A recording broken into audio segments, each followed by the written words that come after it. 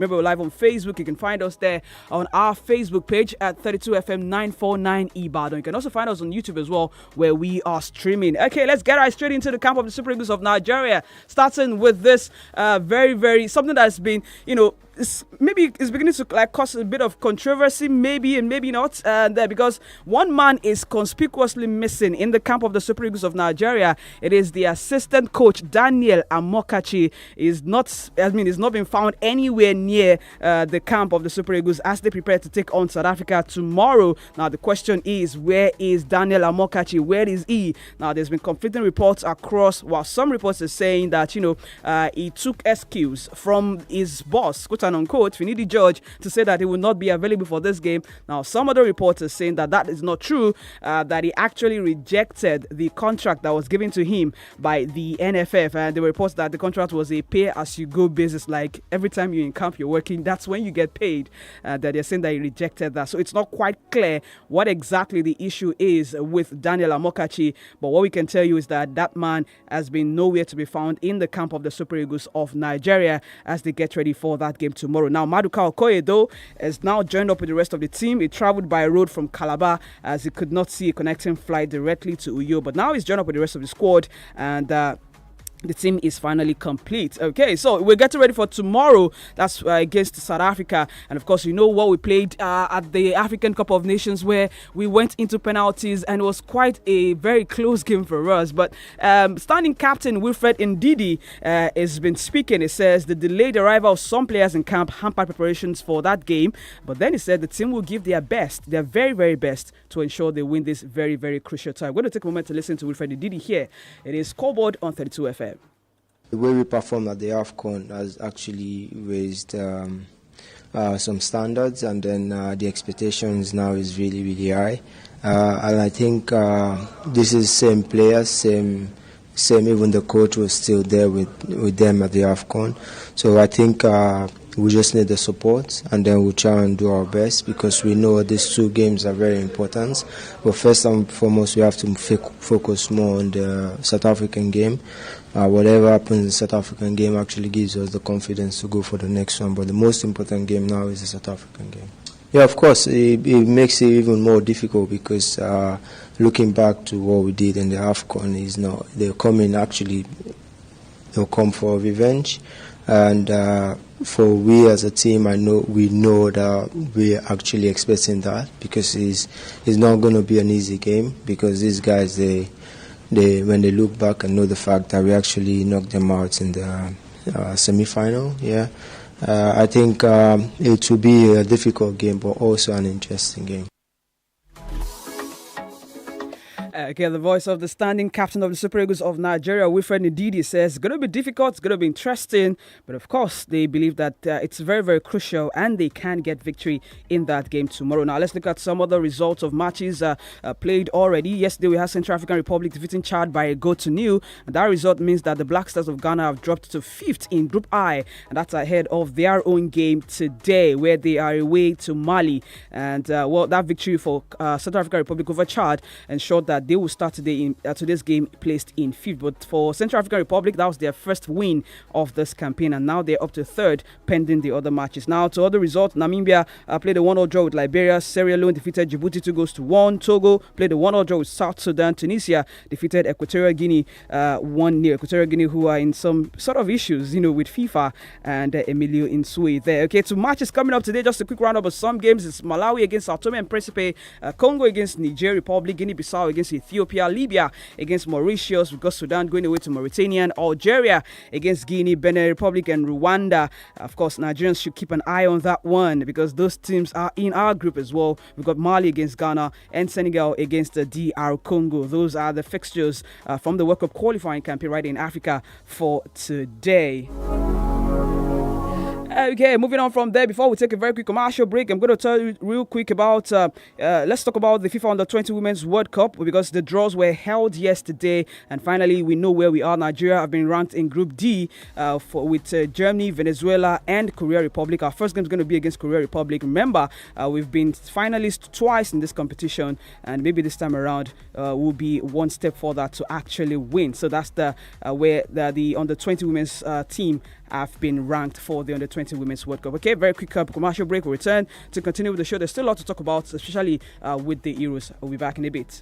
The regular football season is over, but not for us here at Supersport. We've got a big deal coming your way. Euro 2024. Witness football's biggest names: Saka, Mbappe, Ronaldo, and many more battle it out in 51 trillion matches enjoyed on DSTV. Stay connected to watch it live from the 14th of June to the 14th of July on Supersport. Now that's a big deal. Watch teams bow to no one in Euro 2024. Available on all DSTV packages. DSTV, your home of sport. Feel better about your life. 32 FM, 94.9, the antidote to depression.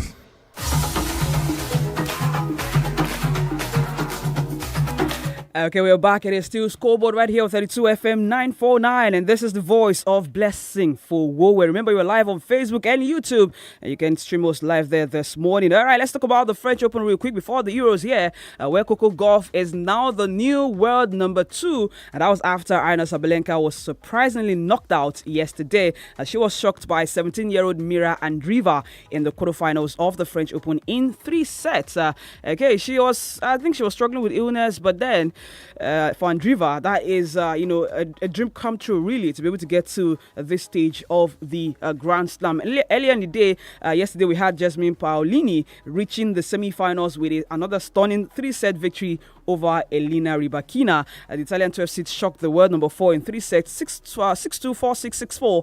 And that was done in 2 hours on court. Philippe Chartier reaching the first Grand Slam semi-final of our career. So the semi-final is set in the women's side of things. It is Iga Swiatek against 𝐂𝐒𝐏, Jasmine Paolini against Mira Andreeva. And like we said yesterday, Iga Swiatek and 𝐂𝐒𝐏 is that kind of match that should actually be the finals of the French Open. But for 𝐂𝐒𝐏, she's got to try to rewrite history when that semi-final game starts, because out of 10 matchups, 10 head-to-head meetings between both of them, she has lost, out of 11 rather, she has lost 10.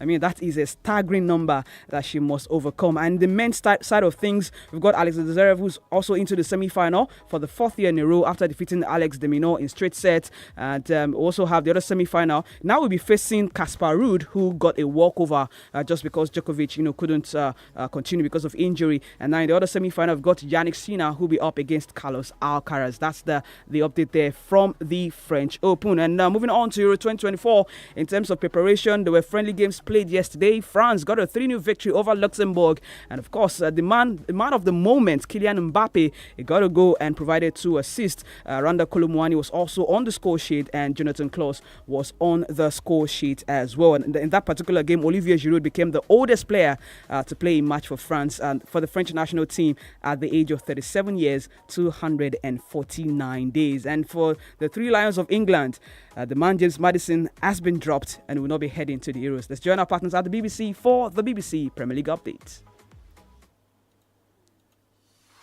BBC Premier League update from the home of Premier League football. Hello there, I'm Matty Nixon at the BBC Sports Centre. The Manchester City chairman, Khaldoon Al-Mubarak, says he's frustrated that the club's on-pitch achievements have been accompanied by repeated reminders of the 115 Premier League charges lodged against them. A Premier League disciplinary commission is set to hear the case against City for allegedly breaching its financial regulations later this year. City deny all charges. In addition, our chief football news reporter Simon Stone says the Khaldoon annual interview, given only to club media, has no update on the future of manager Pep Guardiola. The City boss has 1 year left on his contract. He doesn't have an answer on Guardiola's future, and in fact he says he knows that Guardiola is fully committed to every contract he has ever signed, so that is to the end of next season, and he said the decision on his future will be taken together and the right solution will be found for both Pep Guardiola and Manchester City. The Premier League's likely to trial in-game VAR announcements next season. The changes will see referees confirm decisions after they've been made, and no discussions involving the VAR will be heard. The news comes ahead of the league's annual general meeting on Thursday, where Wolves will call for the complete abolition of VAR. Malcolm Clark, who's the chair of the Football Supporters Association, says their members back Wolves' position. About 2/3 think that the best thing to do is to abandon it. We know that the authorities say that the percentage of decisions that are correct has increased, but most of our members think that the price of spoiling the match experience is not a price worth paying for a relatively small increase in accurate decisions. And for more football news from the BBC, go to bbc.com/football. BBC Premier League update from the home of Premier League football. Okay, welcome back from that break with our partners at the BBC for the BBC Premier League update. For a moment, I got carried away by the song blasting through the speakers right there. I mean, Dancing Queen from ABBA Good. Hey, let's get back into sports here. And still talking about Euro 2024 and preparations around that one. For Spain, they had a dominant second half display, which meant that they eased into a comfortable victory over neighboring Andorra. That's in their warm-up match as well. And Christian Eriksen scored what was a stunning late winner for Denmark against Sweden last night in the same stadium where he collapsed 3 years ago. Talk about, an incredible moment for that man. Yes, indeed, it was there. And he also got the man of the match award at the end of the day. And Erling Haaland scored a hat-trick, a third international hat-trick, taking his tally to 30 goals as Norway defeated Kosovo 3-0 in an international friendly. Okay, we're going to come back later this afternoon and talk more about, this games, the preparation, and maybe we could get somebody, from Uyo to talk to us about the situation of things in the camp of the Super Eagles, particularly as regards Daniel Amokachi. The question is, where is Amokachi? I mean, why is he not in camp with the Super Eagles of Nigeria? Big question. Shout out to everyone who's joined us live on Facebook and YouTube this morning. Dolapo Akinwumi, thank you. And also say shout out to Shola. Thank you for live streaming with us this morning. Okay, that's how I can go on Scoreboard. Join us again at 3:30. Or we'll take a much more in-depth ride into some of the stories, hugging the headlines in the world of sports. I am Blessing FOWOWE. Au revoir.